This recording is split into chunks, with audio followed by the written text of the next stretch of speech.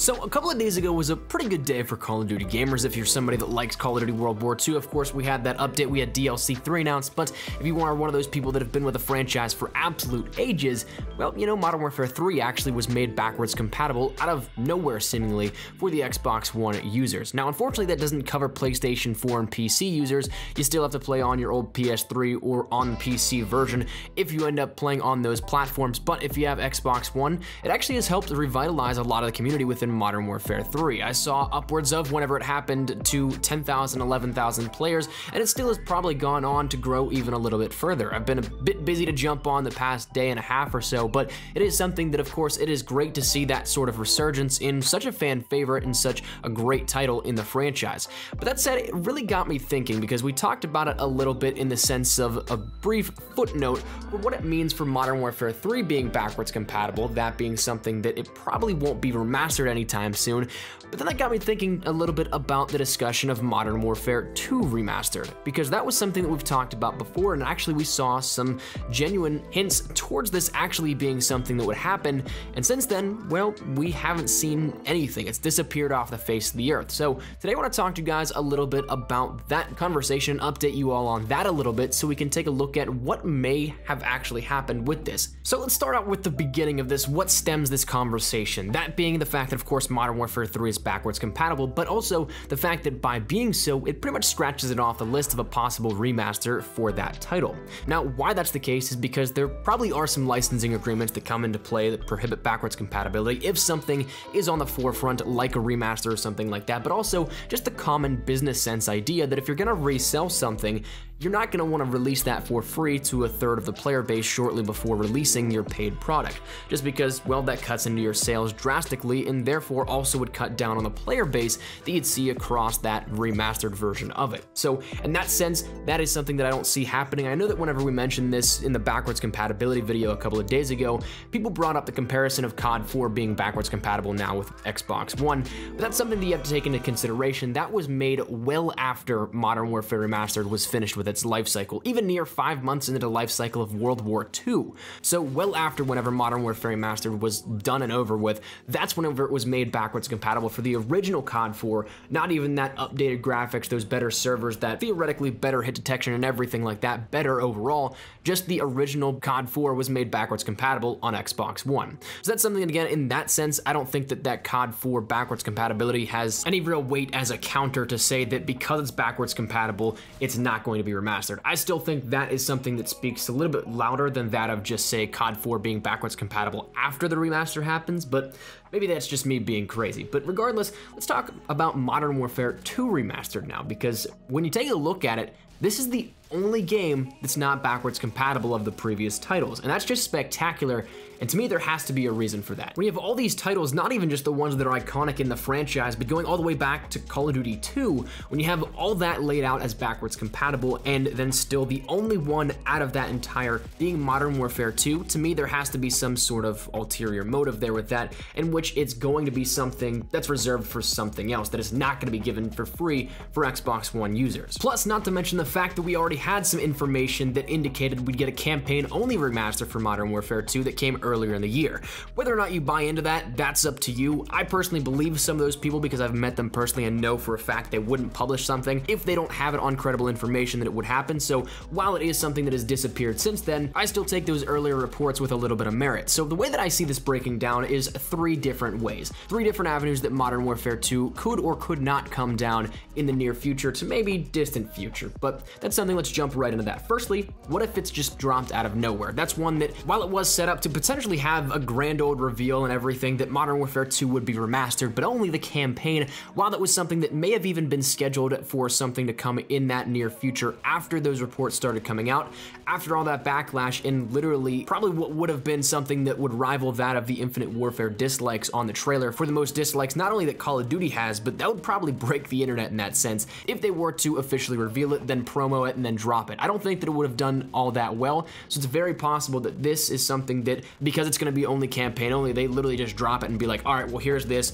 If you want it, you can have it. Personally, I thought that we might have gotten something at E3. During PlayStation's conference, I was all eyes and ears on that because I was once again kind of assuming that they would just do that, sort of drop it out of nowhere, and with that partnership with Sony, it's probably going to be something that is 30 days earlier on PlayStation 4 if they do that again. Modern Warfare Remastered had that same thing where the campaign was playable 30 days earlier than that of PC and Xbox One users, but that's also something that we didn't see happen. So maybe it is something that will still drop in the future out of nowhere, but maybe it's something that they don't actually have any plans for, and they're going to do it in a different way. One of those ways potentially being the fact they just do it to hold off for a more strategic release. Something that was campaign only probably wasn't going to sit well, and of course, despite the outcries for a campaign with Black Ops 4 and how that wasn't going to have one, I don't think that would be the great equalizer where you end up sacrificing one campaign and then putting one in from a different title as a remaster. I don't think that would have really worked out well, because considering Modern Warfare 2 is that iconic title that pretty much everybody will gravitate towards, even if you're not somebody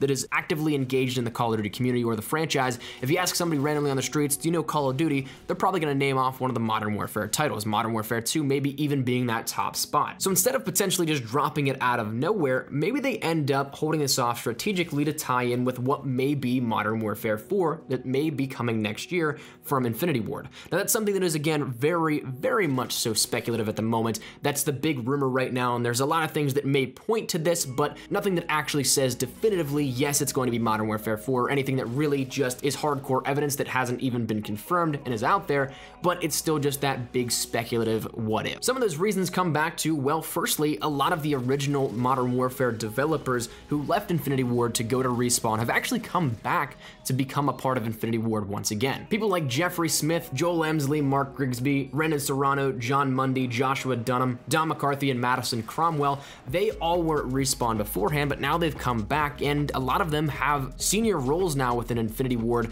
whereas they were already prominent back in the days of the earlier Modern Warfare titles, but now coming back to be pretty much leads on whatever they're doing, it may indicate something big and something that they are relatively familiar with. Additionally, one thing that I also think is interesting to note and that a lot of people will overlook in talking about the next title for Infinity Ward is that Infinity Ward actually opened up a new studio in Poland, which that plus currently the one in LA, that's a heavy dev intent, and so maybe we end up seeing something that it rallies back in and ties in with Modern Warfare 2, to which they drop a Modern Warfare 2 remaster, definitive remaster, so campaign, multiplayer, spec ops, that kind of stuff. I guarantee that that would absolutely blow sales out of the water. That being that you remaster probably one of the most loved Call of Duty titles in the entire franchise, plus you come back with something that would absolutely already break the internet into Modern Warfare 4. If you bundle those two together, I don't think there's anything that stops those from breaking record numbers. The only thing though that I will say to counter that idea of another very similar release like Infinite Warfare with Modern Warfare Remastered